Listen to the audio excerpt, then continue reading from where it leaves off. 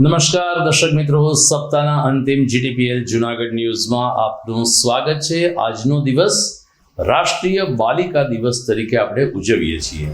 આમ પણ પાછલા કેટલાક વર્ષથી બેટી બચાવો બેટી પઢાઓ અભિયાન સફળતાપૂર્વક ચાલે છે, ત્યારે આજે રાષ્ટ્રીય બાલિકા દિવસ નિમિત્તે રાજ્ય સરકારના પ્રતિનિધિઓએ વિવિધ બાલિકા એટલે કે કન્યા શાળાઓની મુલાકાત લીધી હતી।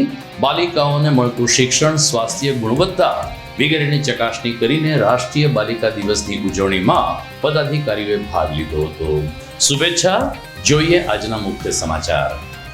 સોમવારે દેશના 77મા ગણતંત્ર દિવસની થશે ગર્વભેર ઉજવણી। શહેરના મુખ્ય રોડ ઉપર તિરંગાનું વેચાણ કરી 2 ટંકની રોજીરોટી કમાતા અનેક પરિવારો આગામી 28મી જાન્યુઆરીએ અંતે નરસિંહ સરોવરનું લોકાર્પણ કરવા મુખ્યમંત્રી ભૂપેન્દ્ર પટેલ જૂનાગઢ આવશે। કમિશનર સહિત ભાજપ ટીમે સરોવરની લીધી મુલાકાત, જો કે વધુ ટેન્ડરિંગનો વિવાદ હજુ પણ યથાવત।